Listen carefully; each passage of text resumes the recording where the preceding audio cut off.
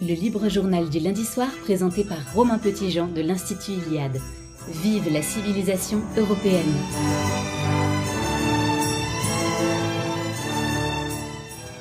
Chers amis de Radio Courtoisie, je suis particulièrement heureux de vous retrouver dans ce studio mythique, le studio mythique de Radio Courtoisie, pour cette nouvelle édition du libre journal Vive la civilisation européenne. Je suis bien entouré d'Axel Saint-Père et Rémi Soulier, que je vais vous présenter juste après, pour un sujet qui me tient tout à fait à cœur, le déracinement, et puis peut-être dans un second temps, les possibilités de réenracinement.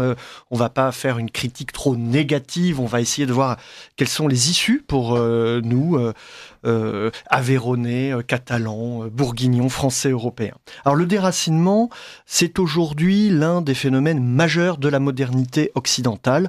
La majorité des Européens mènent des vies quotidiennes désincarnées, sans mémoire des anciens, ni tradition à laquelle se rattacher, sans repère identitaire, ni vie spirituelle. Le bilan est lourd, une existence qu'on peut presque, pour certains, considérer d'aliénés, de zombies ou de robots dans un monde qui tend à toujours plus d'uniformisation. Cette rupture, avec toutes les attaches culturelles, symboliques et affectives, est la cause, cher ami, d'une souffrance, une souffrance identitaire, individuelle autant que collective. Que ce soit dans les familles, à l'école ou au travail, l'homme moderne voit devenir de plus en plus incertains les repères auxquels s'adossait l'existence des générations qui l'ont précédé. Il doit désormais au quotidien résoudre jour après jour la tension entre les attaches naturelles, dont il ne peut se départir, et les injonctions contradictoires que lui assènent les institutions phagocytées par l'idéologie ou la publicité. Les grands penseurs du XXe siècle, je pense à Martin Heidegger, à Pierre Boutan, rappellent pourtant que l'enracinement est un besoin fondamental, et même, pour Simone Veil, le besoin le plus important et le plus méconnu de l'âme humaine. L'ancrage dans une communauté organique et dans un héritage offre à la fois protection et autonomie, mais aussi l'accès à une vie spirituelle immanente grâce à l'esprit du lieu et du groupe. Alors, une fois ce constat posé, il reste à comprendre les effets positifs ou négatifs de nos institutions culturelles et politiques sur ces liens qui libèrent. L'école, qui fabrique de l'oubli, c'est l'expression d'une de nos invités, arrache-t-elle les enfants à leurs racines ? L'État, perçu souvent comme une entité abstraite et potentiellement oppressante, joue-t-il un rôle actif dans ce déracinement ? Enfin, le système de la marchandise, qui tend à tout quantifier et à transformer en fétiche le monde sensible, est-il le vrai responsable de cette situation ? Face à cette fatigue générale, comment retrouver de la vitalité ? Comment mettre fin à cette crise identitaire ? Comment redevenir des héritiers soucieux de reconnaître la dette de nos ancêtres plutôt que des individus égoïstement centrés sur leurs droits ? Comment faire face concrètement au déracinement ? Alors pour en discuter, nous recevons avec Gabriel Fouquet qui est à mes côtés. Bonsoir Gabriel. Bonsoir à tous. Rémi Soulier qui est écrivain et philosophe originaire du Rouergue. Vous êtes docteur ès lettres et ancien professeur à l'université de Toulouse. Avant de travailler à Paris comme secrétaire des débats à l'Assemblée nationale, vous avez publié de nombreux ouvrages. Certains concernent directement le sujet de ce soir, mais vous avez travaillé sur la figure de Nietzsche ou la sagesse d'Ionisac, Pour saluer Pierre Boutan, Racination 2018, Les Métamorphoses d'Hermès ou Les Âges d'Orphée dans les collections Longue Mémoire de l'Institut Iliade aux éditions de la Nouvelle Librairie. Rémi Soulier, bonsoir. Bonsoir Romain Petitjean. Et je reçois également avec beaucoup de plaisir Axel Saint-Père. Bonsoir Axel. Bonsoir Romain. Axel, vous êtes psychologue, clinicienne et psychopraticienne. Vous êtes ancien professeur de lettres anglais en collège et lycée professionnel. Aujourd'hui, vous êtes enraciné, une personne enracinée. En Gascogne, vous êtes mère de 2 grands-enfants que vous avez élevés et instruits à la maison, hors du cadre scolaire classique, et ce n'est pas un hasard, je pense que vous reviendrez dessus rapidement. Vous êtes aussi chasseuse et vous arpentez vos montagnes Pyrénées en toute saison, hiver comme été. Vous menez une réflexion, et c'est une des raisons de votre présence à cette émission, sur l'enracinement et sur l'identité, à la fois en tant que clinicienne, mais aussi mère de famille et personnes enracinées dans ces montagnes, si j'ose dire, à un moment où la civilisation européenne vacille sur ses bases. Alors pour commencer cette émission, peut-être que on peut rentrer un peu dans le détail des signes, des marqueurs que l'on peut avoir quand on fait une observation de nos contemporains, qu'ils soient d'ailleurs adultes ou enfants, les marqueurs de ce déracinement, les marqueurs de cette crise, de cette souffrance identitaire qu'on a pu relever dans le message d'introduction. Vous-même, Axel Saint-Père, que ce soit dans votre cabinet ou dans vos observations, donc je rappelle également que ces observations, vous nous les livrez sur X, sur Twitter, oui. Avec un compte, vous pouvez, parce qu'il y a beaucoup de gens, beaucoup de tweetos ici. Oui, alors mon arrobase, c'est Ailensil, A-I-L-E-N-S-I-L-E. Voilà, merci pour ces précisions. Alors, selon vous, quels sont les marqueurs, les signes, les symboles de ce déracinement? Lesquels percevez-vous? Alors, ils sont multiples. Il faut faire le distinguo, en fait, entre ce que l'on observe chez les adultes et les enfants et les adolescents. Alors, chez les adultes, moi, que je reçois en cabinet, ça va être ce déracinement va être davantage marqué par le questionnement. C'est-à-dire, ce qu'on observait encore il y a quelques années, et ce qu'on appelle communément la crise de la quarantaine ou de la cinquantaine, donc la crise du milieu de vie, où l'on se questionne beaucoup, où on se pose des questions, en fait, sur ses choix de vie, où on va peut-être se réorienter, trouver un autre travail. Enfin, voilà, c'est une période de bouleversement également dans la sphère familiale. On peut peut-être divorcer. Si on a eu des enfants, ils sont peut-être grands, devenus indépendants, donc on va penser un peu à refaire sa vie. Donc, ce qu'on observait encore il y a quelques années dans cette crise du milieu de vie, elle n'est plus autant marquée aujourd'hui. C'est-à-dire qu'aujourd'hui, le questionnement, il apparaît un peu à tous les âges, depuis le jeune adulte, entre 25 et 28 ans, jusqu'à, en fait, un peu tout le temps. C'est-à-dire, c'est un questionnement très diffus qui est marqué par beaucoup d'anxiété, beaucoup d'angoisse. Et tout ça, en fait, imprègne très fortement les psychismes. Comment savez-vous que c'est un questionnement puisqu'on se pose toujours des questions qui est liées au déracinement? En fait, ils arrivent avec les questions. Est-ce que j'ai bien choisi est-ce que j'ai fait les bons choix dans ma vie? Et après, moi, je vais orienter ce questionnement. Je vais aller tirer les ficelles pour comprendre que finalement, il y a d'autres questions, en fait, qui sont davantage liées à leur racinement.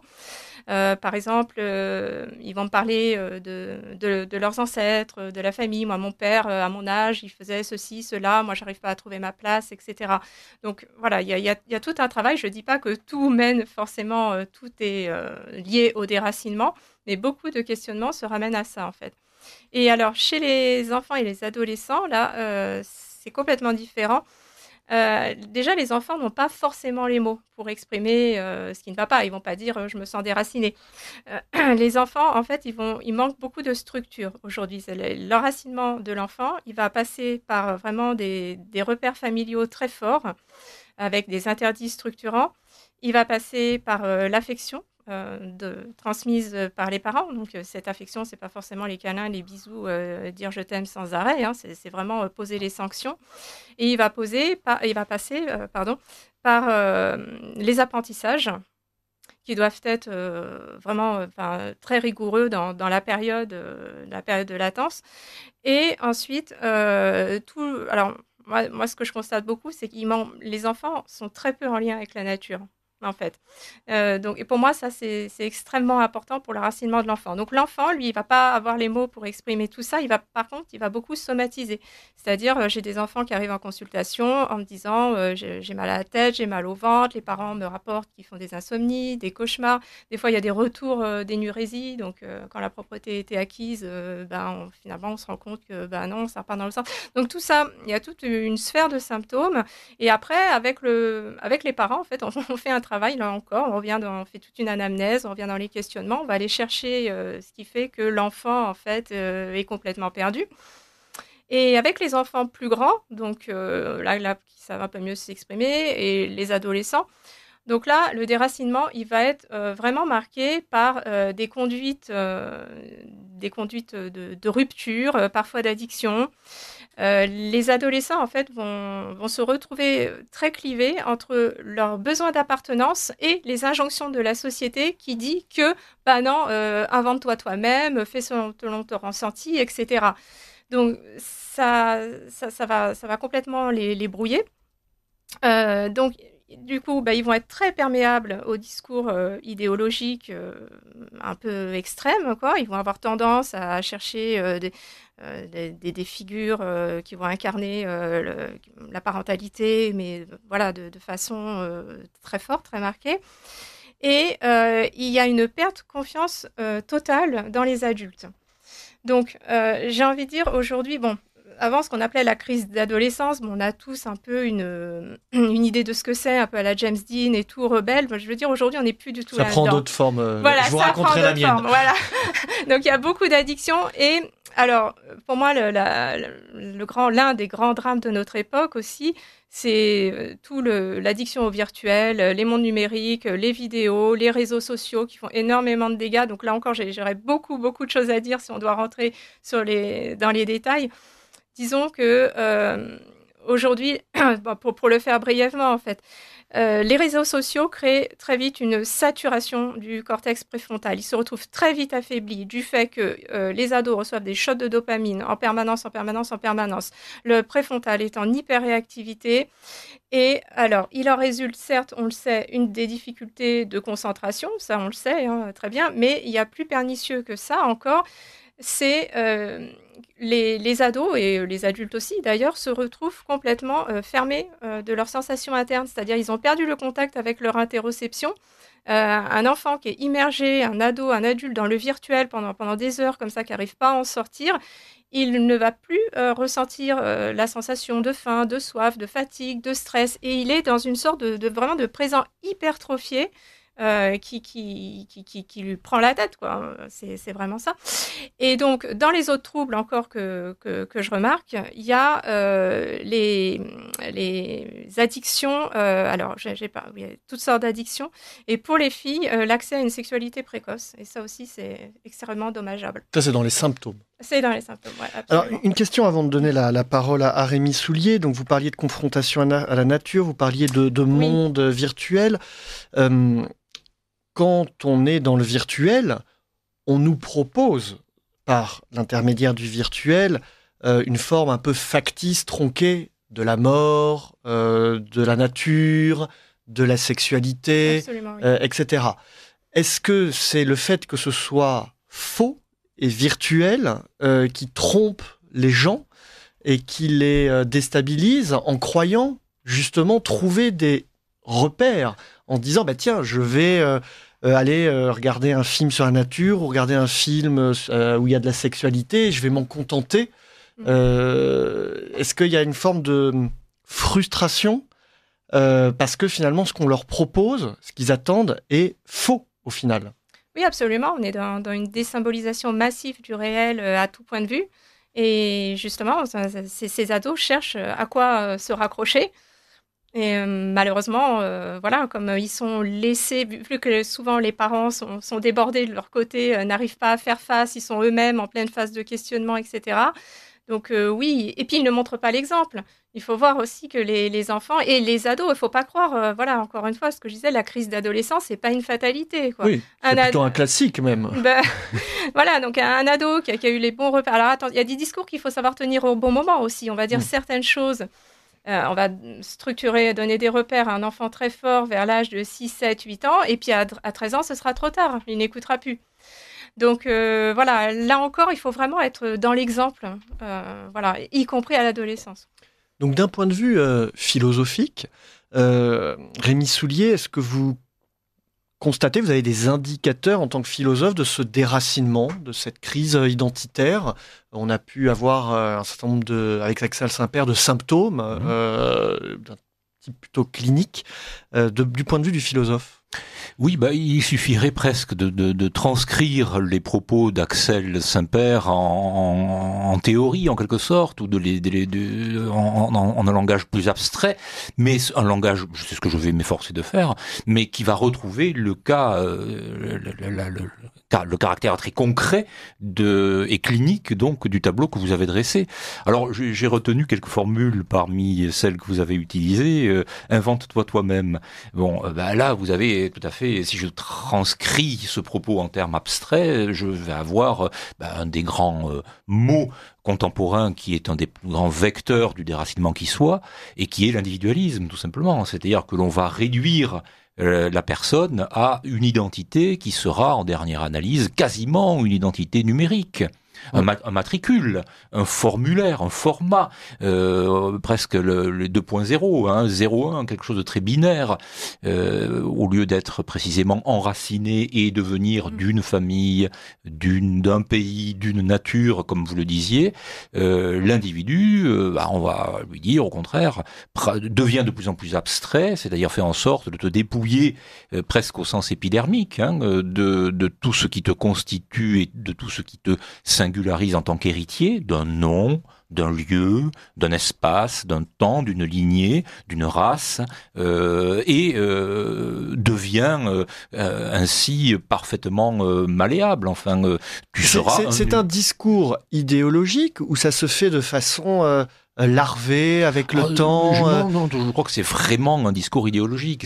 C'est presque un projet ou un anti-projet social. Et encore, on pourrait reprendre la dissection de Teunise entre société et communauté. C'est un discours, oui, social, au sens où on va concevoir la cité, l'idée politique comme une addition de particules élémentaires et d'individus, donc en tant que société. Et puis on va finir par dire, comme dit Margaret Thatcher, comme elle l'a dit, there is no society. Même la société elle-même disparaît. Il faut qu'elle n'existe même plus. Alors ne parlons plus de la communauté, puisque vous avez parlé, Romain Petitjean, à juste raison, bien entendu, de ce versant communautaire, de tout enracinement qui commence par effectivement une famille, une lignée, une hérédité, un pays.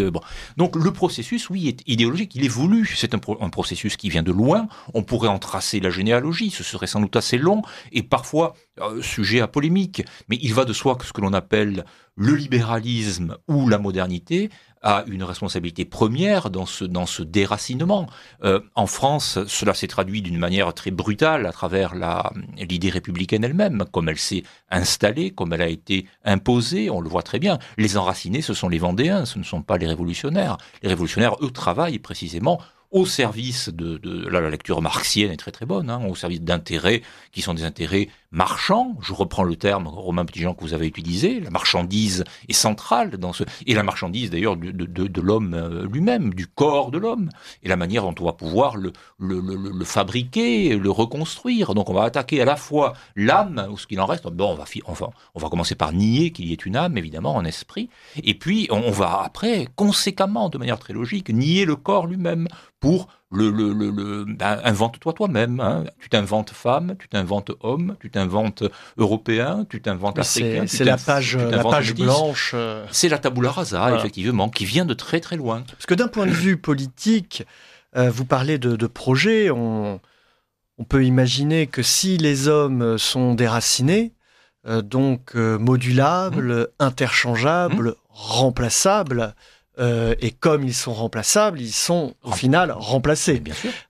Et donc on peut mettre sur la chaîne de montage, comme dans les écoles ou dans les cuisines aveyronnaises, un non-aveyronné, puisque finalement son lien avec l'Aveyron importera peu. Oui, c'est déjà du nominalisme. Alors, c'est-à-dire que l'appartenance est réduite à un nom pur, mais qui ne renvoie. On pourrait. Alors, je parlais de généalogie. J'ai évoqué l'individualisme, j'ai évoqué le républicanisme, j'ai évoqué le libéralisme, mais même antérieurement, on pourrait se dire, et on peut toujours discuter, je le répète, de cette généalogie qui est toujours effectivement. C'est un long processus, on peut remonter au grec. On peut remonter, voilà, on peut aller très très loin. Mais il n'empêche qu'au sortir de la société médiévale, pour ce qui nous concerne, nous, Français et Européens, c'est-à-dire d'une société d'ordre, d'une société de caste, d'une société organique précisément, à la fin de la scolastique, à travers cette négation de du réel lui-même, de l'incarnation elle-même, que l'on a appelé le nominalisme, c'est-à-dire qu'il n'y a jamais que des concepts, et les concepts ne renvoient à rien de réel, à rien de vrai, c'est simplement un jeu de l'esprit. Eh bien, à partir du moment où on nie le signifié, en quelque sorte, du concept, où on dit non, c'est pas le concept d'homme, c'est un truc, ça, c'est un mot, simplement, eh bien, on se prépare à instaurer précisément le règne de l'homme avec un grand H, mais qui sera dénué de toute espèce d'incarnation. Comme là encore une fois, vous l'avez dit au tout début, on est dans un processus de désorganisation au sens du chaos et au sens de l'ablation ou de l'exérèse des organes. On ne veut plus de corps charnel. Il y a haine de l'esprit, il y a haine du corps. Alors, c'est ça qui est en du jeu. corps ou de la matière, je reviens sur l'expression invente-toi toi-même. Il me semble que c'est Alexis Carrel qui disait que la grande difficulté de l'homme, c'est qu'il était à la fois le sculpteur, donc l'inventeur de lui-même, mais aussi la matière. Il devait se sculpter lui-même. Donc la chair, on va dire, ce qui est enraciné. Donc aujourd'hui, on a des sculpteurs, des inventeurs d'eux-mêmes, c'est l'injonction, mais de rien, puisqu'il n'y a plus la matière à sculpter. Et oui, c'est le grand problème d'ailleurs de la dérive prométhéiste ou prométhéenne. C'est toute l'ambiguïté du prométhéisme. C'est toute l'ambiguïté. Je sais très bien qu'il y a des traditions tout à fait respectables qui tendent à une forme de dépassement. De surhumanisme. Voilà, de transhumanisme, mais de surhumanisme. De surhumanisme. Le problème est de savoir évidemment à quel type de patron, si j'ose dire, cela renvoie. C'est-à-dire, est-ce que cette surhumanité, d'une certaine manière, est hantée sur une forme de transcendance, de dépassement qui serait d'ordre in fine, d'ordre spirituel, ou bien est-ce qu'elle est simplement la marque d'une malléabilité, c'est ce vers quoi on tend aujourd'hui, d'une malléabilité totale de l'être humain et des corps. C'est ce qui nous saute aujourd'hui au visage. Attention, danger. Ah oui, le danger est danger parce que chaos et parce que désorganisation et même, puisque Axel Saint-Père est psychologue, je dirais même danger psychotique. Enfin, je crois que là, le risque de basculement dans la folie est de plus en plus évident et surgit de plus en plus. Oui, nous nous retrouvons après une première pause musicale, alors proposée par Pierre Leprince, à distance. Il me l'a envoyé, il a été pris professionnellement, il est là à chaque émission, il s'excuse, il vous salue. Pierre Leprince, à vous la parole. Chers auditeurs, bonsoir. Je ne suis malheureusement pas en studio ce soir pour des raisons professionnelles, mais j'ai tout de même pris le temps de vous sélectionner 2 morceaux qui colleront parfaitement au thème de cette émission. Pour ce premier interlude, je vous propose d'écouter Dagenflir du groupe Garmarna, les pionniers du folk rock suédois. Actifs depuis près de 25 ans, leur musique est un mélange d'air traditionnel et de sonorités rock, voire électroniques. Quant aux paroles, elles sont majoritairement inspirées de contes et poèmes folkloriques de leur pays. Bonne écoute!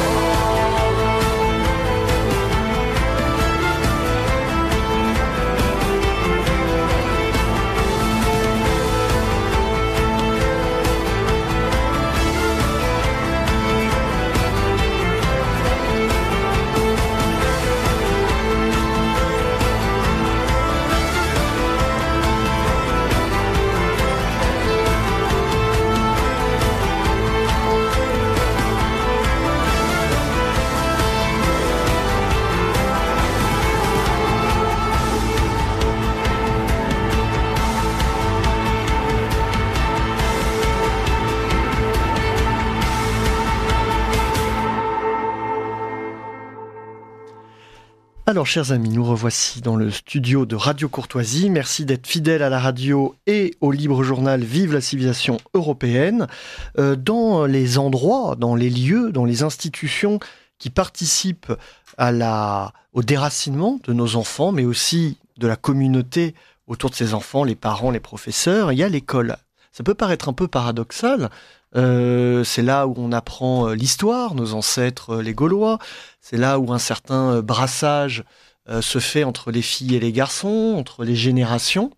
Et pourtant, Axel Saint-Père, vous avez mis le doigt sur un certain nombre de problèmes qui se passent à l'école et qui, paradoxalement, participent aussi de ce déracinement contemporain. Est-ce que vous pouvez nous expliquer la mécanique que vous avez décryptée ? Oui. Alors l'école, pour moi, il y a deux choses qui se passent, mais qui sont intriquées en fait, qui fonctionnent l'une dans l'autre comme les rouages d'une mécanique très bien huilée. Donc d'un côté, il y a la non-transmission des savoirs, enfin les matières telles qu'on les a connues, nous, français, anglais.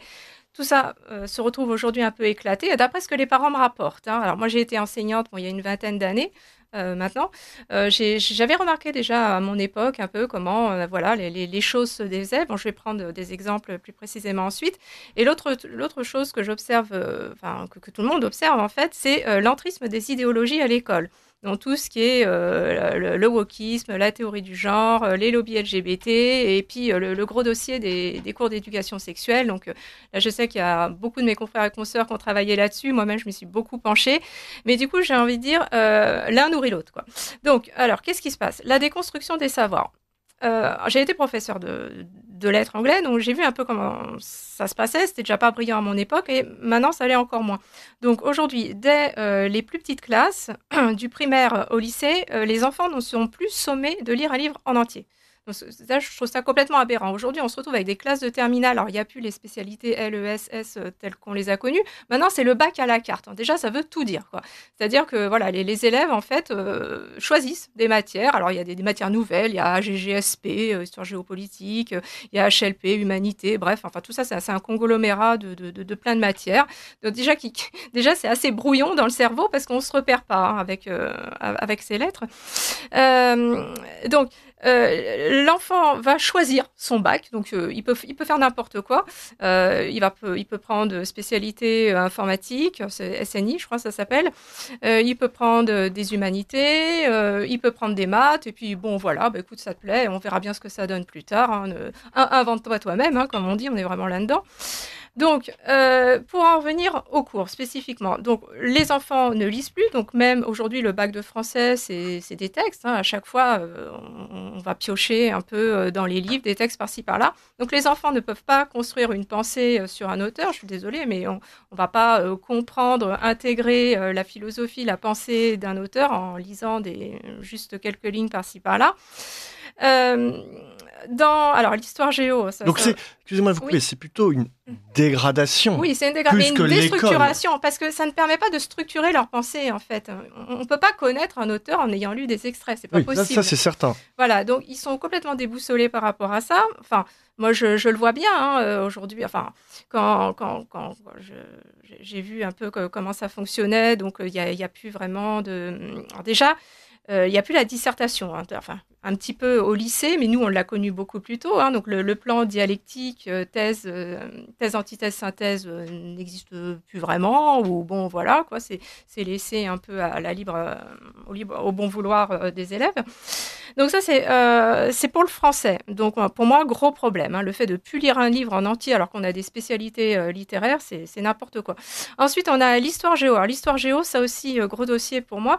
Donc moi je dis nous parce qu'on est à peu près de la même génération, entre la quarantaine, on a connu quand même dans nos salles de classe, dans les classes d'histoire géo, les frises chronologiques au mur. On avait des repères.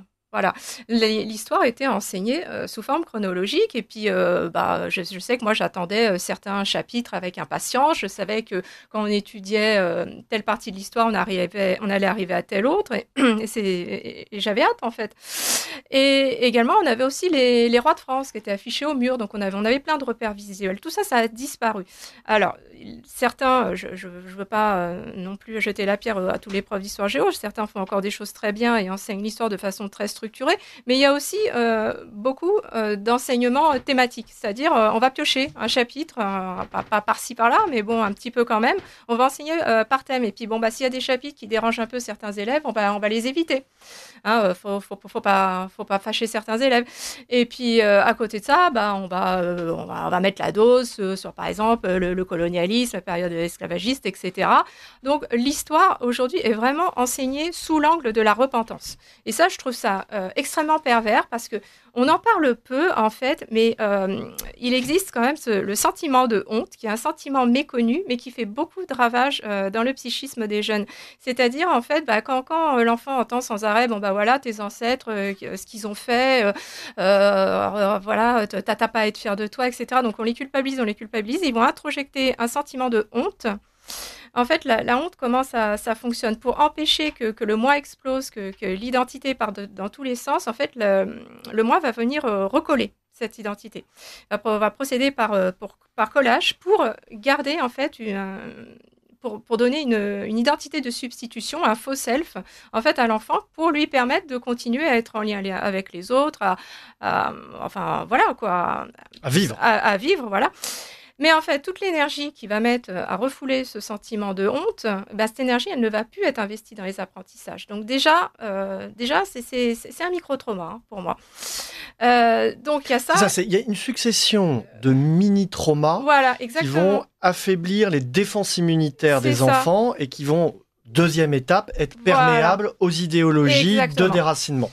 Donc, alors ça aussi, ça c'est la nouveauté, entre guillemets, parce que ça fait quand même plusieurs années maintenant que c'est le cas. Donc, dès l'école primaire jusqu'aux classes de terminale, ce que l'on observe maintenant, c'est les cours d'éducation sexuelle. Donc, il y a 3 heures obligatoires par année.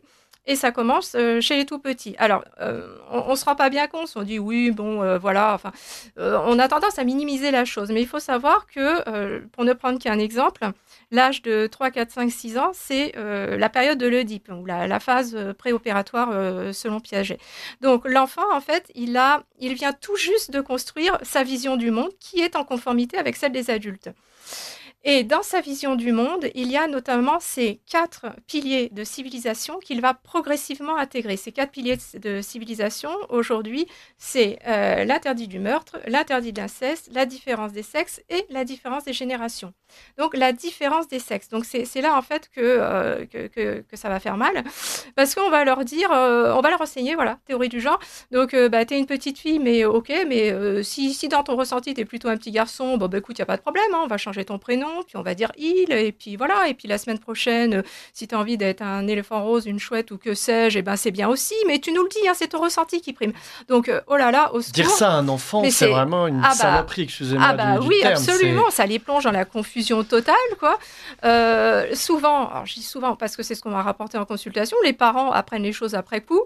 Voilà, donc ça les plonge dans la confusion. Ensuite, on va continuer. Ils vont arriver avant le collège, en fait. Donc, il va y avoir, on continue, hein, les bloqueurs de puberté. Tu as bien réfléchi, tu peux être une fille, un garçon, etc. Après, idéologie du changement de sexe. Alors, changement de sexe, voilà, on ne change pas de sexe. Hein, ce n'est que de la mutilation. Les parents sont aussi déracinés et victimes pour laisser passer ça, c'est incroyable. Souvent, ils l'apprennent après coup, en fait. C'est ça qui est extrêmement pervers. Donc vous, il y a un projet de l'école pour faire ça dans le dos des parents, quasiment. Oui, parce que depuis mars cette année, en fait, l'école n'est plus tenue d'informer les parents en amont de ces cours d'éducation sexuelle.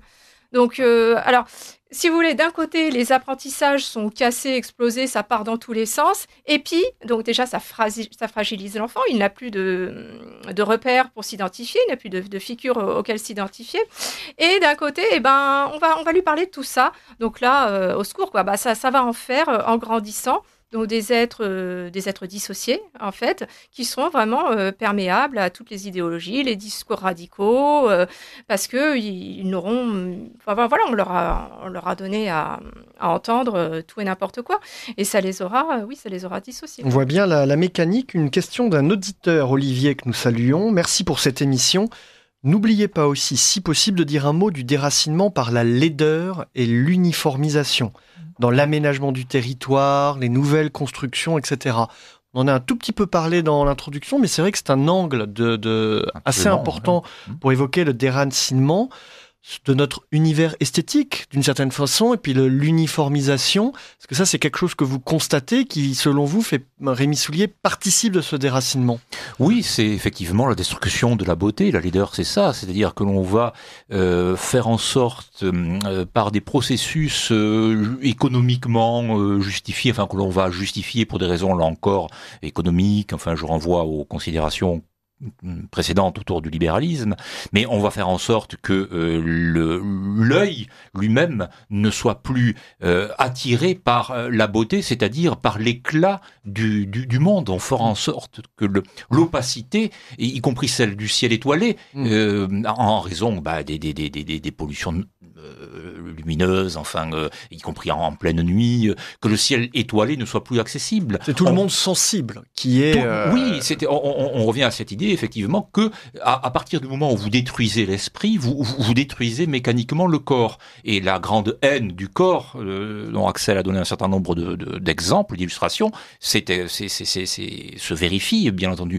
Donc, le fait que la beauté elle-même soit inaccessible du point de vue sensible, alors là, ne parlons même pas, puisqu'il était question des œuvres, de la beauté de l'esprit et de la beauté de l'âme. Alors là, c'est de la science-fiction, ça devient de la science-fiction. C'est quelque chose qui est complètement inintelligible. Alors, elle est pas si inaccessible, c'est-à-dire que la beauté du ciel, de la nature ou d'une belle œuvre d'art est toujours là. Simplement, on ne sait peut-être plus le percevoir. Elle n'est plus là, Romain. Elle n'est plus là dans les grands centres urbains, dans ce que l'on appelle aujourd'hui les métropoles. Oui. Et on voit très bien dans les questions d'aménagement du territoire à quel point ces métropoles, ces chancres, ces monstruosités de béton sont faites pour prospérer. Et on voit très bien à quel point les campagnes elles-mêmes sont méthodiquement vidées et combien elles-mêmes sont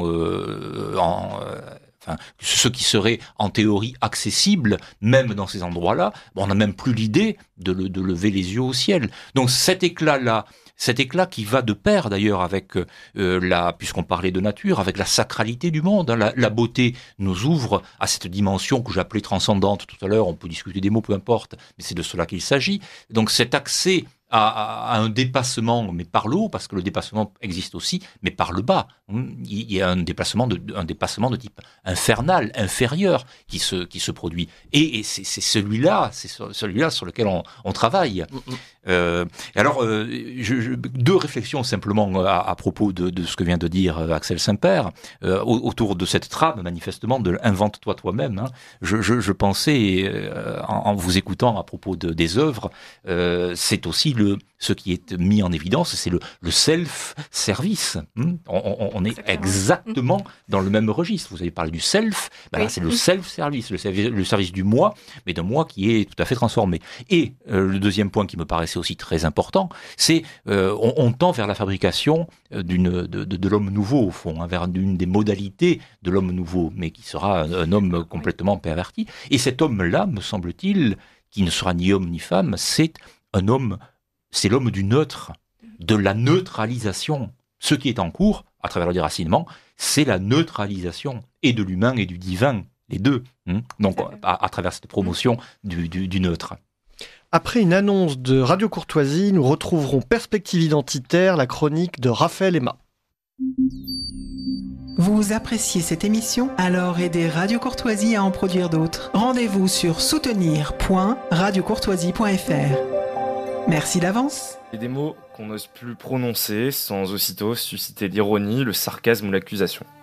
Enracinement en fait partie. L'avancée aujourd'hui dans le débat public, c'est prendre le risque de se voir accusé de réactionnaire, de fasciste ou dans une moindre mesure de nostalgisme folklorique. Comme si revendiquer ses racines relevait du théâtre. Comme si aimer la France et ses petites patries d'hier et vouloir les continuer aujourd'hui, c'était nécessairement fantasmer une France qui n'a jamais existé, selon l'expression consacrée. Il y a quelques jours sur les réseaux sociaux, une polémique a éclaté. Des jeunes filmés dans un banquet du Canon Français, une organisation qui réalise à travers toute la France des banquets justement à l'accent cocardier, où les participants portent des casquettes, des chemises, chantent, dansent dans une ambiance qui semble certes un peu muséographiée, mais assez authentique et bon enfant, ont été moqués par des utilisateurs du réseau social X. Face à ce banquet, certains utilisateurs ont cru bon de s'attaquer à ce qu'ils percevaient comme une mise en scène théâtrale, quelque peu caricaturale de l'image que l'on se fait d'une fête de village française. Leurs arguments étaient les suivants. Le banquet du canon français, et les jeunes participants qui y prenaient part, ne faisaient que singer des codes qui ne reposaient sur aucune réalité existence de ce que sont les fêtes de village traditionnelles en France. Un déchaînement de haine sur les réseaux sociaux condamnant la maladresse des jeunes du canon français en les traitant au passage allègrement de fascistes en puissance. Alors en effet, les banquets du canon français reposent sur un imaginaire de carte postale, sur une image d'Épinal, une mythologie esthétique de l'idée que l'on se fait du franchouillard rural dans une fête de village. Et cet imaginaire, tant semble-t-il désuet, anachronique, avec les codes de l'époque, arrache sourire et moquerie à l'opinion. Mais à ceux qui ricanent, je réponds ceci. Toutes les traditions ont un commencement et tous les enracinements ont d'abord été des élans. Rien de ce que nous considérons aujourd'hui comme patrimoine, culture ou identité n'est tombé du ciel, intact et éternel. Tout cela fut construit lentement, patiemment, souvent par quelques rêveurs, des marginaux ou des pionniers, parfois moqués, souvent incompris. Une fois n'est pas coutume, je vais m'appuyer sur ma Provence natale. Prenons la Camargue. À ceux qui croient que ces symboles sont millénaires, on rappellera quelques vérités. La corrida à Arles, elle ne remonte qu'à 1830. Le fameux costume des Guardians, ces gardiens de taureaux camarguais qu'on associe spontanément à la tradition, c'est une invention du début du XXe siècle, façonnée par le marquis Folco de Baroncelli, passionné de culture locale. Quant à la croix de Camargue, cette fusion entre foi, espérance et charité camarguaise, ça date de 1926. Et l'élection de la reine d'Arles, aujourd'hui incontournable, 1930. Faut-il pour autant rejeter tout cela comme un folklore frelaté ? Faut-il balayer ces traditions sous prétexte qu'elles ne seraient pas assez anciennes, pas assez authentiques ? Bah non, 1000 fois non, car l'enracinement ne signifie pas l'immobilisme, il signifie la volonté de continuer une histoire, d'enrichir un héritage, d'habiter poétiquement une terre, de l'investir. Mais c'est quoi précisément l'enracinement ? C'est pas seulement le fait d'habiter un lieu depuis longtemps, c'est habiter ce lieu avec une conscience, avec amour, avec fidélité, c'est faire corps avec un paysage, avec une langue, avec des coutumes, des morts, des saints, des mémoires. S'enraciner, c'est relier son présent à une lignée, son identité au sol et au ciel qui l'ont forgé, et c'est surtout faire le choix d'un attachement, d'une loyauté à quelque chose de plus vaste que soi. L'enracinement est une forme de piété au sens fort, une piété envers les ancêtres, envers la terre, envers le peuple dont nous sommes issus. Et c'est cette fidélité affective qui pousse à une forme d'action politique et collective. En effet, si je reprends mes exemples camarguais, tous découlent directement ou indirectement de la labeur mistralienne, de Frédéric Mistral donc, qui faisant le constat du déracinement progressif de son peuple, avec la lente disparition de sa langue et de ses particularismes, s'est mis en tête non seulement de recenser et étudier une culture avec son dictionnaire, le trésor du Félibrige, mais aussi de lui redonner un élan vital. En ce sens, Mistral n'a pas volé son surnom d'Homère provençal, car Homère pour les Grecs, avec l'Odyssée et l'Iliade, son œuvre fait office d'imaginaire commun, mythologique, pour l'ensemble des Provençaux. Les costumes des Guardians, la reine d'Arles, les expressions, les fêtes qu'il a contribué soit à faire renaître ou alors qu'il a directement inventé, tout en restant fidèle à l'esprit et à l'âme de ses petites patries, ont servi à offrir à son peuple ce qui est le plus important pour sa survie, à savoir une mystique qui précède toute entreprise politique. Mistral est un exemple pertinent. Qui oserait aujourd'hui remettre en question la traditionnalité, l'adhésion populaire derrière les coutumes datant du 19e ou début 20e siècle en Provence ? Leur puissance esthétique est telle que le profane les croit forcément pluricentenaires. Par ailleurs, la tauromachie, pourtant espagnole, transcende tellement les peuples du Midi qu'elle fut totalement adoubée par Frédéric Mistral, qui en fit une composante essentielle de la culture méridionale, faisant mentir au passage ceux qui verraient dans une démarche identitaire forcément une démarche fermée à toute émulation extérieure et absolument figée. Un peuple déraciné est un peuple vulnérable. Déraciner un être humain, c'est le priver de repères, de mémoire, de fierté. C'est le rendre interchangeable, jetable, remplaçable. Un individu sans racines n'est plus qu'un rouage dans la machine, un client dans le marché global, un pion dans l'idéologie. Face à cela, l'enracinement est une résistance. C'est un rempart contre la déshumanisation. Il nous rend plus libres et plus responsables parce qu'il nous rappelle d'où nous venons et pourquoi nous devons nous battre. Ça donne un sens à l'héritage et une direction à la transmission. Une nouvelle fois, il précède toute entreprise politique. Mais alors, comment on fait pour se réenraciner dans un monde qui semble fait pour nous en éloigner chaque jour davantage ? Il faut commencer par oser aimer sa terre, redécouvrir ses paysages, ses histoires locales, ses dialectes, ses gestes. Il faut recréer des formes, des fêtes, des tenues, des styles qui expriment ce que nous sommes et ce que nous voulons faire revivre. Alors ouais, ça va passer par la création, l'invention et parfois même l'improvisation. Mais la tradition, précisément, ce n'est pas l'adoration des cendres, c'est la transmission du feu. Créer une nouvelle fête paysanne dans un village, relancer une cérémonie oubliée, arborer une croix régionale, apprendre à ses enfants une chanson oubliée, ça c'est des actes d'enracinement concrets. Ils sont modestes, mais ils sont féconds.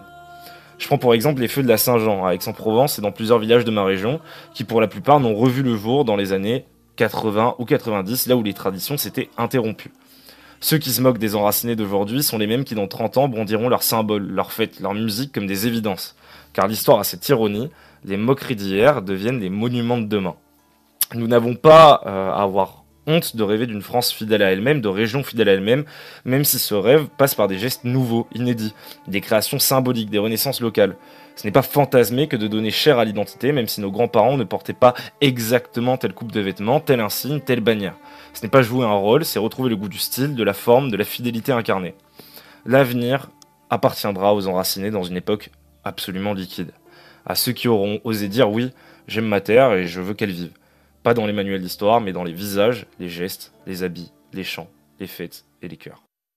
C'était la chronique de Raphaël Aima, activiste provençal et auditeur de la promotion Frédéric Mistral de l'Institut Iliade, qui nous a permis de faire passer quelques idées qu'on avait peut-être qu'abordées, notamment l'idée de l'enracinement dynamique.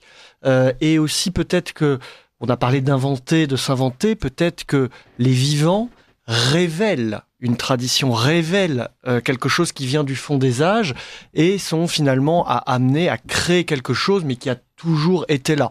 Dominique Vénère disait « La tradition, ce n'est pas le passé, c'est ce qui ne passe pas » et que des vivants enracinés vont justement révéler. Qu'est-ce que ça vous inspire, Rémi Soulier ? Oui, je songeais à une définition du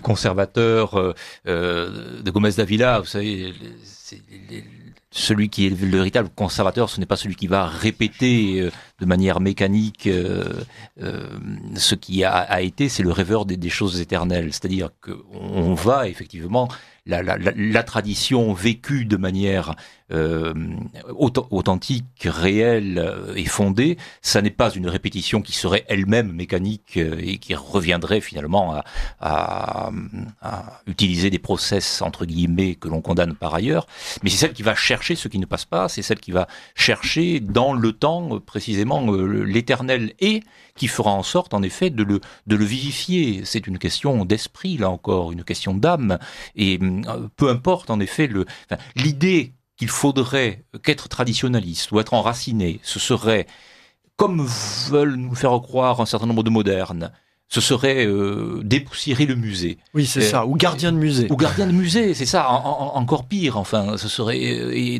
réserve d'Indiens, en quelque sorte. C'est absolument faux. Le propre... Une racine, c'est quelque chose de vivant, c'est quelque chose d'organique, c'est quelque chose de vital. Bon, donc elle est forcément innervée par un flux, par une énergie de vie. Et cette énergie de vie ne vise pas à la reproduction indéfinie du même, mais elle vise au contraire à inventer à partir d'une forme qui traverse les temps, d'autres radicelles, d'autres bourgeons, d'autres racines, pour filer la métaphore, faire naître d'autres types de vitalité.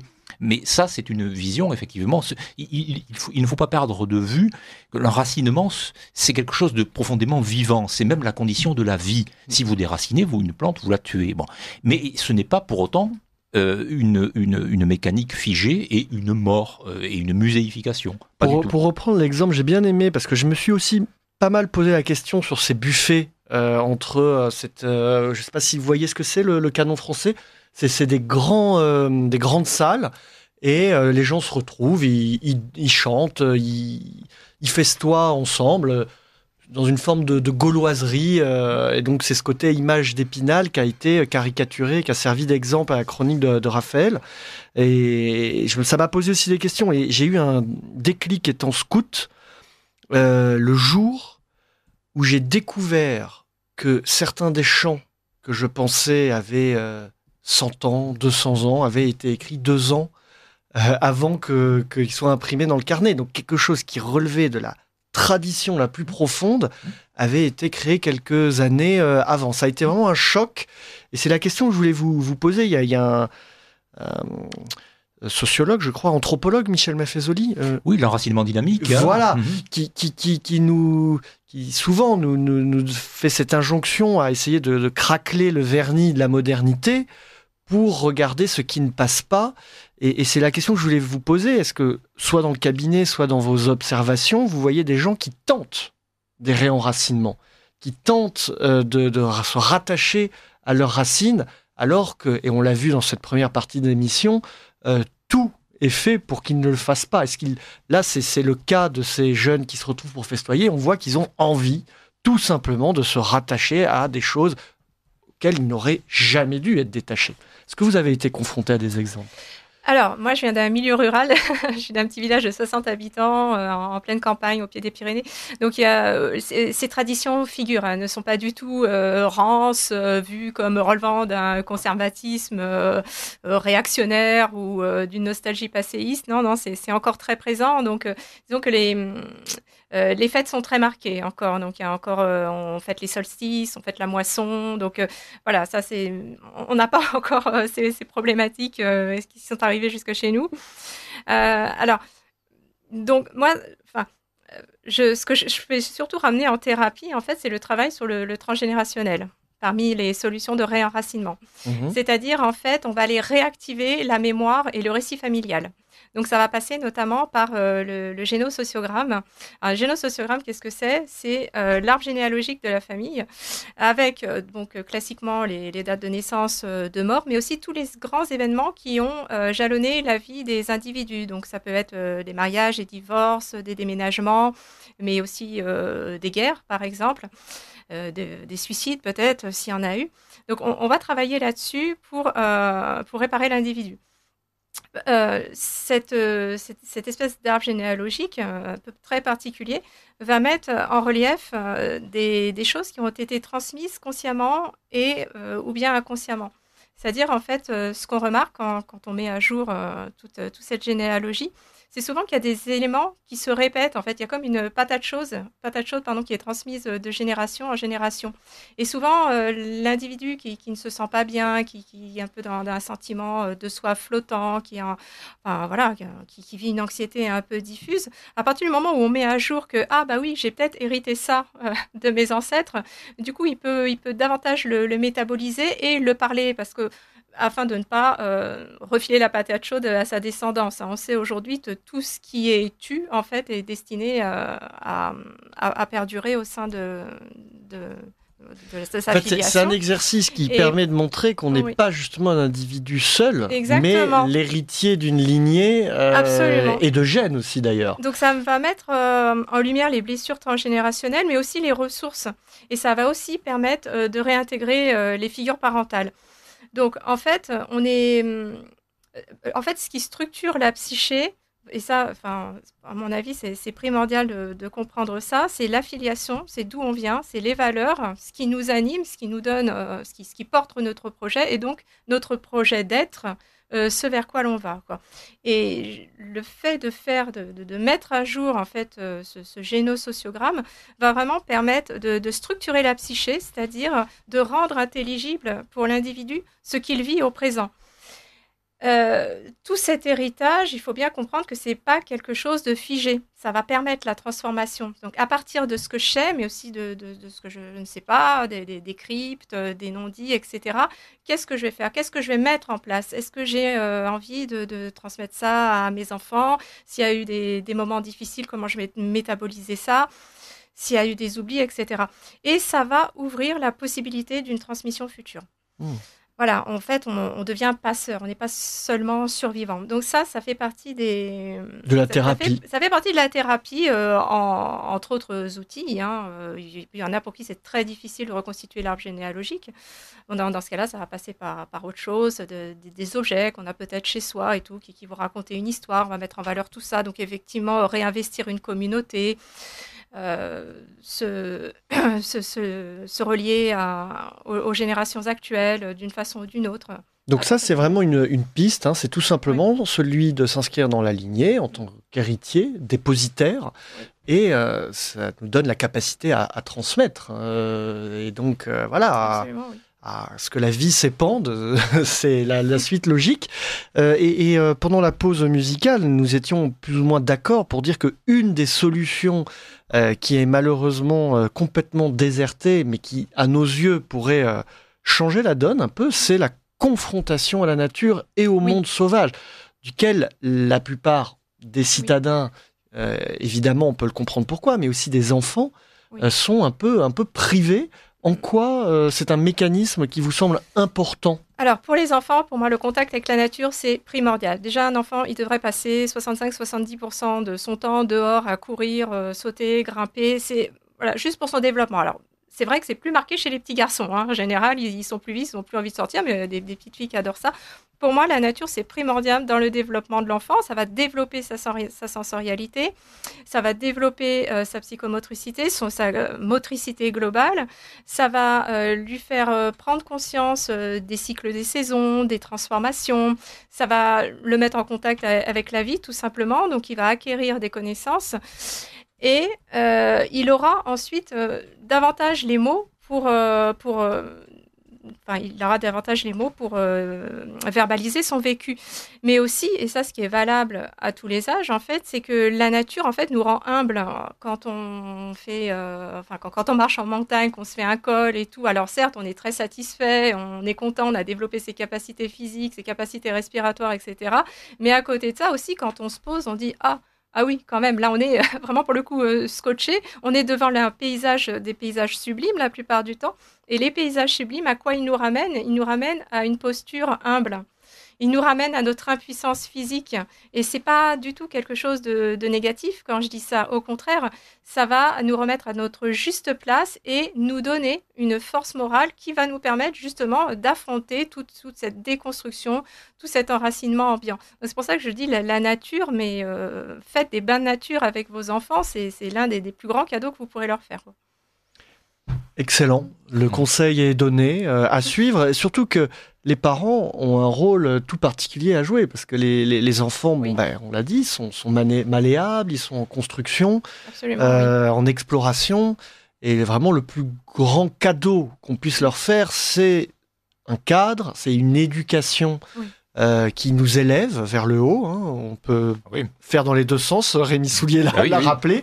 Là, on est plutôt tendu vers le bas en ce moment. Face à ce déracinement, vous voyez, vous, Rémi Soulier, d'autres voies à explorer? Alors la voie de la nature et la voie, je dirais même, quitte à être un peu emphatique, mais la voie du cosmos, tout simplement, la voie cosmologique. On parlait tout à l'heure de la beauté du ciel étoilé, celle que l'on peut voir en effet dans une nature préservée, à partir d'une nature préservée, ou d'un sommet montagneux, et là nous aurons accès effectivement à cette fameuse beauté dont il a été question également, à cette forme de transcendance et de dépassement. Nous occuperons une place dans un tout. Et c'est valable d'ailleurs, ce n'est pas qu'une métaphore, parce que vous avez parlé de l'arbre généalogique, c'est l'arbre tout court, de l'arbre de la forêt aussi bien, l'arbre généalogique, donc l'arbre de la lignée, et puis l'arbre au sens matériel de la forêt, du recours aux forêts. Donc tout ceci participe de la même veine et de la même sève, bien entendu.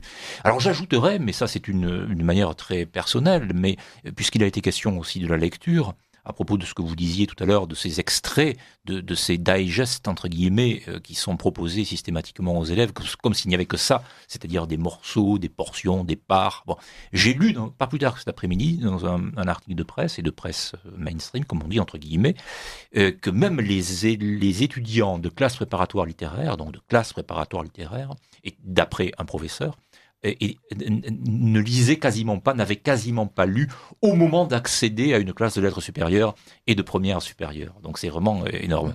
Donc je dirais, donc cette manière de se projeter vers l'extérieur, vers un tout, mais un tout qui soit un tout communautaire, y compris la communauté avec le cosmos, avec sa portion de cosmos à nous, dans une petite patrie, dans un ciel qui n'est pas égal aux autres ciels, qui est aussi différencié. Donc c'est vrai. Et puis je dirais aussi l'enracinement dans les œuvres, précisément, dans les pensées, dans les textes et dans les paroles, y compris, pourquoi pas, la parole de l'ancien, quand on en a, d'un grand-père, d'une grand-mère, qui vont parfois même transmettre une langue ou des mots ou des chansons d'une langue autre. Ma grand-mère me chantait en occitan et j'ai compris l'occitan par ces paroles, ces chansons populaires que me chantait ma grand-mère. Bon. Et on voit d'ailleurs très bien à quel point, et sans vouloir être trop excessif là encore, mais à quel point et la nature est attaquée, on le disait tout à l'heure, et à quel point la famille elle-même est attaquée. Hein, on fera en sorte, en effet, qu'il n'y ait plus d'anciens, qu'il n'y ait plus d'ancêtres, qu'il n'y ait plus... et on va le faire, là encore, d'une manière très méthodique. On parle aujourd'hui de famille monoparentale, ou de la famille pour tous, ou la famille... On est exactement... C'est un langage très lénifiant pour désigner cet éclatement donc psychique à terme et comme conséquence, et puis cet éclatement social, sociologique, parce qu'effectivement, on n'aura plus, là encore, on ne formera plus communauté, on aura simplement des selfs. Axel Saint-Père, vous évoquiez le solstice d'été de votre petit village catalan. C'est justement le thème de la seconde chronique de Pierre Le Prince.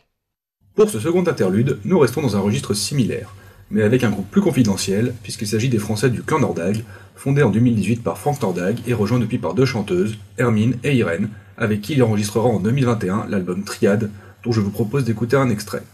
Leur musique, plus lumineuse que celle de leurs confrères suédois, a le mérite d'être chantée en français.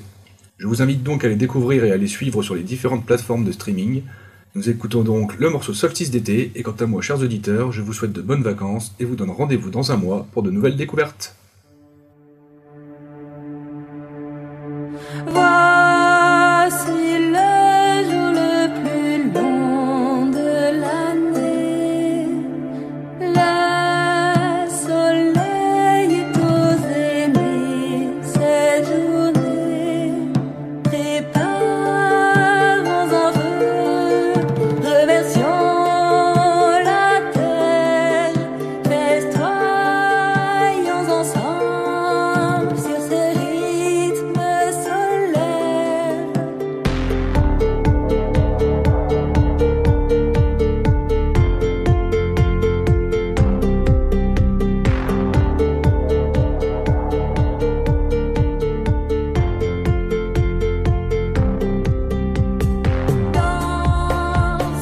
Danse un rond autour du brasier.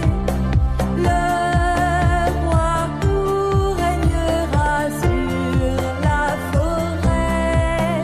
Son règne s'arrêtera au solstice d'hiver. Et puis reviendra le roi chêne son frère.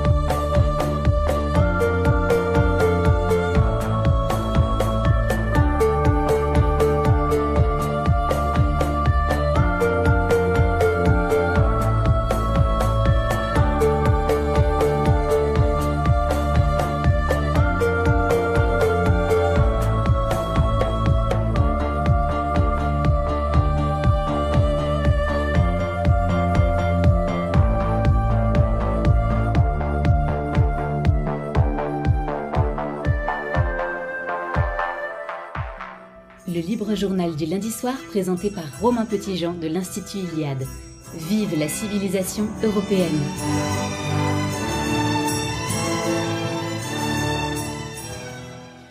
Vous êtes dans le studio de Radio Courtoisie pour le libre journal Vive la civilisation européenne. Nos invités sont toujours avec nous, mais c'est le moment de nos deux chroniques, la boussole artistique de Gabriel Fouquet qu'on retrouvera un petit peu plus tard, et autour d'un verre. Autour d'un verre, le rendez-vous poétique du libre journal Vive la civilisation européenne.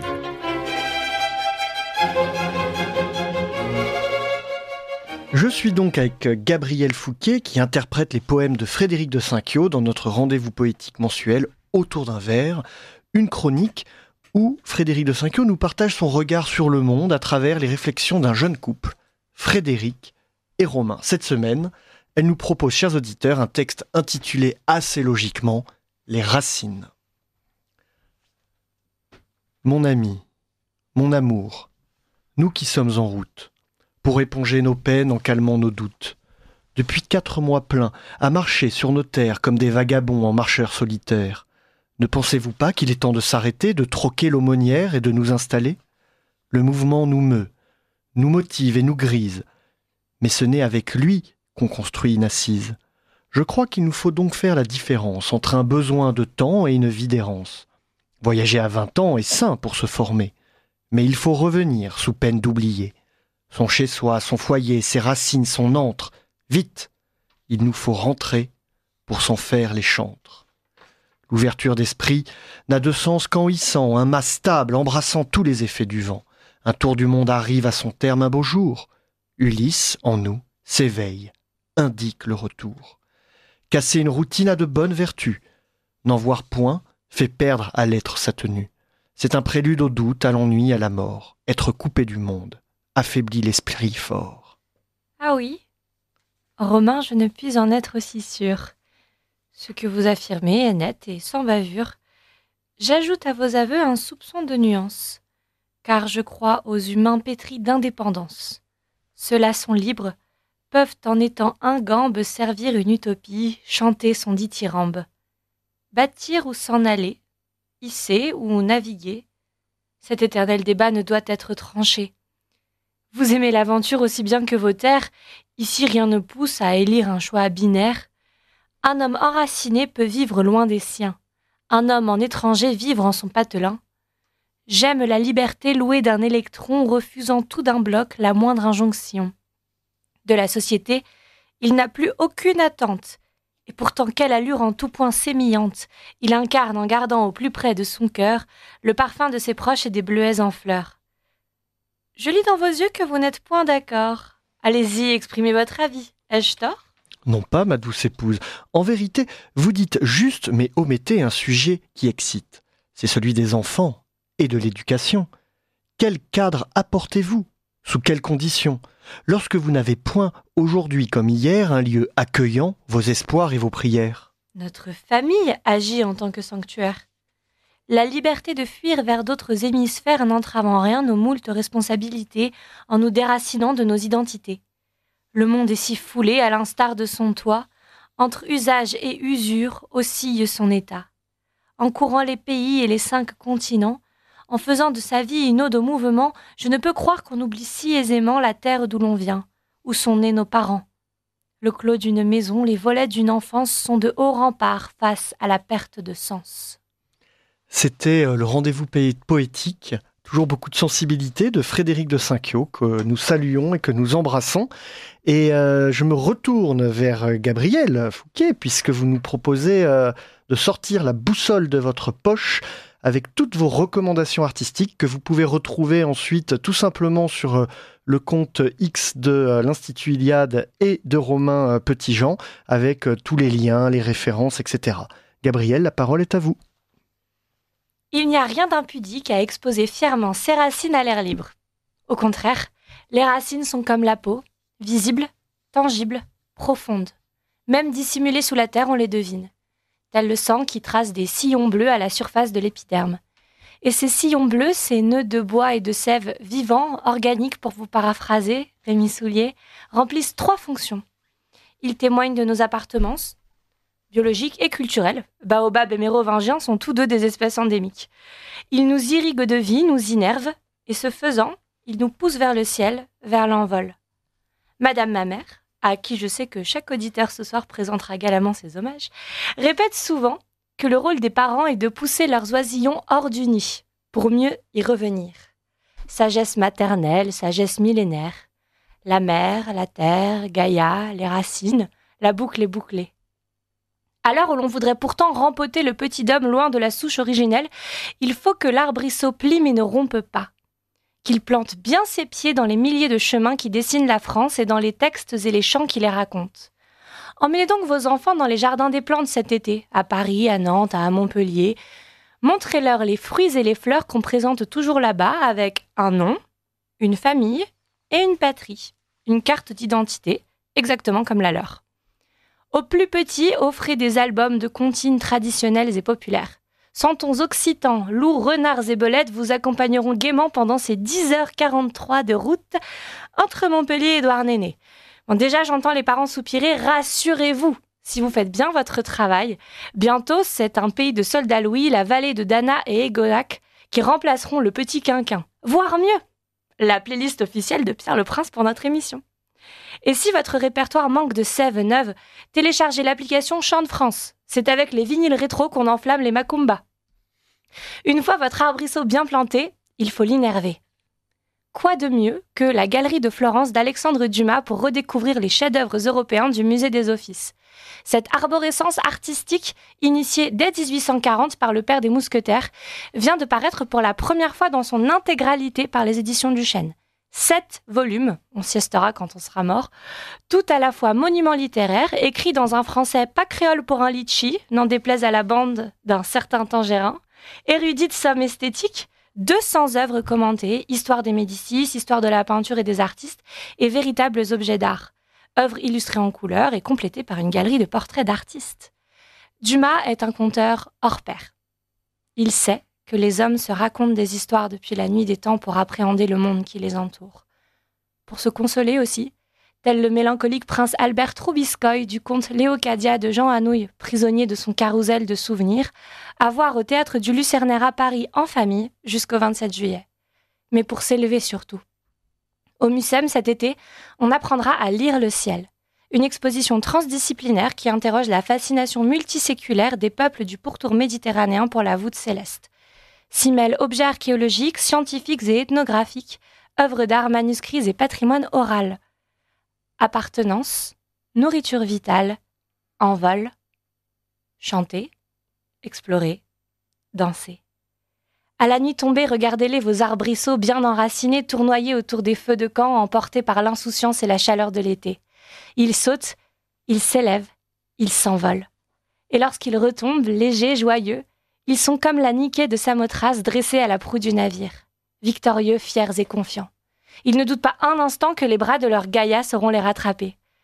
La déesse aux ailes déployées ne nous dit pas seulement la gloire d'un peuple à une date donnée. Elle nous montre que la pointe d'un pied gracieusement ancré suffit pour que nous nous élancions, pour que nous prospérions et conquérions. Il n'y a rien de plus profond chez l'homme que la peau, écrivait Paul Valéry. Si, il y a le sang. Magnifique, j'en ai de l'émotion dans la voix, c'est parfaitement écrit et j'invite vraiment à suivre la boussole de Gabriel Fouquet qui n'était pas simplement artistique là, puisque vous nous emmenez aussi dans le cosmos, dans la nature et dans les longs voyages en voiture. C'est un ensemble, l'art et le cosmos c'est la même chose. Bon, en tout cas, merci pour ces bons conseils. Je sais que je vais en suivre quelques-uns. Et donc, tout ça sera retranscrit sur les différents canaux de l'Institut Iliade, notamment. Avant de se quitter, je vais évidemment redonner la parole à nos invités. Nous avons parlé de la confrontation à la nature, au monde sauvage. Nous avons aussi parlé beaucoup, je crois, d'éducation comme une des clés, peut-être la clé face à ce déracinement. Axel Saint-Père, peut-être un dernier mot, un dernier conseil? Oui, pour les enfants, je voudrais dire simplement, en ce qui concerne les enfants, les parents doivent investir massivement sur la lecture. Moi, mes enfants sont pas allés à l'école, j'ai tout misé là-dessus dès qu'ils étaient tout petits. Donc, c'est les récits nationaux, évidemment, puis les contes, les légendes. On a la chance d'avoir des auteurs qui ont fait un travail fabuleux de restitution de nos mythes et de légendes. Je pense notamment à Paul Sébillot, qui a vraiment reconstitué sur plusieurs volumes, qui est allé à la recherche vraiment de nos légendes de France. Et c'est des petites histoires et souvent c'est très bien écrit, c'est drôle, c'est très accessible. Donc, lisez, lisez aux enfants. Évidemment, je pense aussi aux contes traditionnels, Grimm, Andersen, etc. Donc, si vous voulez, c'est pas obligatoire de passer par la case littérature jeunesse. On l'a très peu fait, nous, avec nos enfants. Il y a tellement, en fait, dans la littérature de petites choses, de petites nouvelles qui sont très bien écrites qu'on peut lire à nos enfants et plus tard, après, ils viendront naturellement à la littérature classique. Donc, faites lire énormément, transmettez-leur des repères structurants, des interdits. Tenez-vous-en à cet interdit. Ne changez pas les règles tous les 4 matins, sinon c'est la fin du monde pour eux. Et puis surtout, la nature. Bon, j'en ai parlé, je ne vais pas revenir dessus. Après, s'il y a un autre conseil aussi que je peux donner, j'en avais parlé récemment sur Twitter, en fait, et ça c'est valable pour tout le monde, petits et grands, c'est-à-dire nourrissez vos quadrants. Alors, qu'est-ce que c'est les quadrants? En fait, c'est les 4 parts de l'être humain. Donc cette expression vient d'Elisabeth Kübler-Ross, qui est une psychiatre qui a beaucoup travaillé sur le deuil, qui a accompagné des personnes en fin de vie. Et donc, l'être humain est constitué de 4 quadrants, le physique, l'intellectuel, l'émotionnel et le spirituel. Et quand on nourrit l'un de ces quadrants, en fait, ça entraîne les autres. Donc, pour ne prendre qu'un exemple, par exemple, le physique, je vais aller marcher en forêt, en montagne, donc ça va me mettre en forme, ça va me muscler, etc. Sur le plan intellectuel, ça va m'apporter une certaine clarté de l'esprit. Sur le plan émotionnel, ça peut m'apaiser. Et sur le plan spirituel, ça m'ouvre à plus grand que moi, et ce que je disais un peu tout à l'heure. Donc voilà, si je dois terminer, je donnerai très ces bonne, conseils-là. je connaissais pas les 4 quadrants. Les Oui. 4 quadrants, très bien. Rémi Soulier, il nous reste 2 minutes, me fait signe la régie. Est-ce que vous-même, en tant qu'observateur, vous voyez des conseils ou... Moi, j'ai l'impression d'être un plagiaire, parce que je vais me contenter de plagier Axel Saint-Père avec vos mots, avec vos mots. Mais avec mes mots, effectivement, qui seront assez synthétiques. Oui, alors, oui à la parole, oui au langage, oui au logos, évidemment, ce grand logos grec en particulier.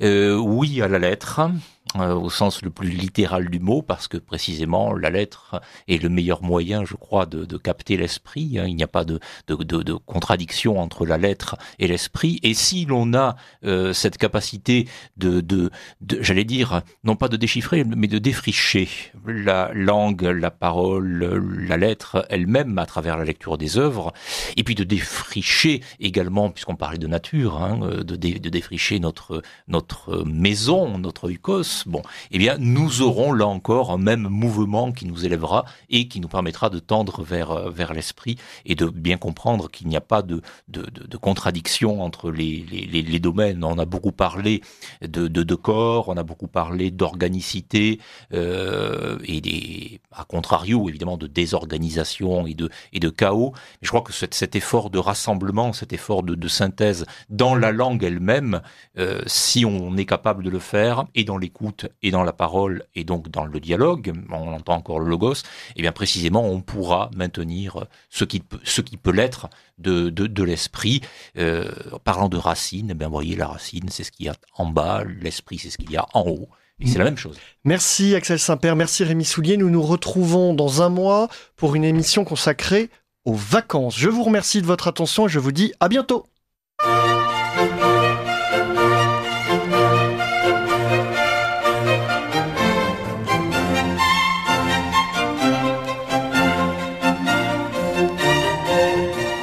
Vous venez d'entendre le Libre Journal du lundi soir, dirigé successivement par Pierre-Alexandre Bouclet puis par Romain Petitjean, diffusé en direct sur Radio Courtoisie lundi 7 juillet 2025 de 18h à 21h et réalisé par Stéphane.